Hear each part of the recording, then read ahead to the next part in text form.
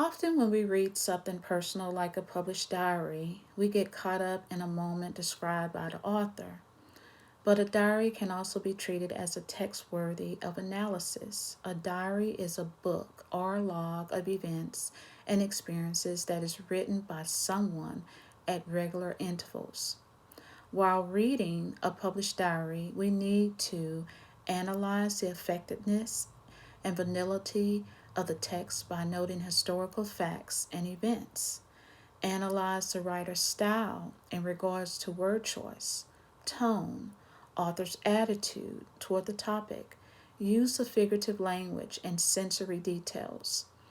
Identify character traits and changes within the character or the character's relationship. So, if you were writing a diary today, many of us may still keep diaries, just to note everything that's going on in our lives. Maybe when we get older, maybe when we get past the dating ritual, maybe when we get past all the sports and the education, and we finally have our career, we could look back on those diaries and see all the changes that we've gone through. Um, so the diary that we're focused on today, although the writer is no longer with us, she left a great piece of work for the ages, and we'll be focusing on the Diary of Anne Frank. Diaries often have a few format elements in common that create a sense of structure. As you read the text, entries are usually dated. So Monday, I realized something was going on in the world, and my dad came to me hastily and said, "Get down in the basement, hide, be quiet." So maybe this is one Anne Frank's entries on the first day that she realized that things are going to be drastically different in her life. Diaries can contain self reports that try to capture events, reflections, personal, often private feelings, or interactions close to time which they are occurred. Historians and literary scholars recognize that diaries offer unique perspectives on eras and events. They can be used psychological research and study particular people or groups of people and how they interact. A primary source is a document or a tangible object which was written or created during the time being studied. Diaries, speeches, interviews, and letters can all be considered primary sources.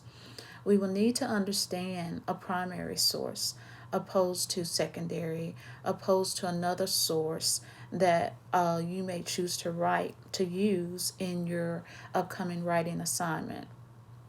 But for the purpose of this assignment and for our writing assignment, I want you to have primary sources only.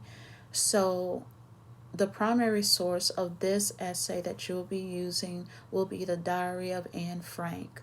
Other primary sources may be a speech that was written by Adolf Hitler at the time. Other primary sources may be, um, if you can find something handwritten, that's been logged in history from Anne Frank's mother or from a war hero at that time. Um, Focus on primary sources to analyze Anne Frank's diary. A famous example of authentic diary that has served as a primary source is the diary of the young girl Anne Frank. This best selling diary shares the thoughts and experiences of a Jewish girl during World War II. It was published in 1947 and has been translated in over 70 languages and has sold over 30 million copies.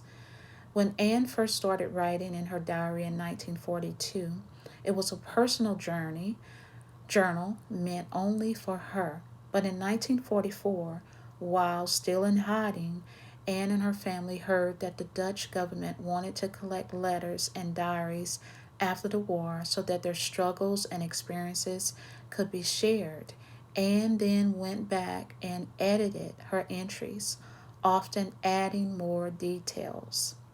She dreamed of becoming a famous writer, but sadly died in a concentration camp a few weeks before the war ended. So, in our reading of the Diary of Anne Frank, I want you to pay close attention to certain details in order to analyze the text. So, first, we're understanding the definition of a primary source. And secondly, we're explaining how to analyze this primary source, which is the Diary of Anne Frank. Anne's writing style is often friendly and conversational, and it shows her dry humor despite such difficult circumstances. She has an advanced vocabulary for a 13-year-old and is often reflective and expressive, especially as their time in hiding increases.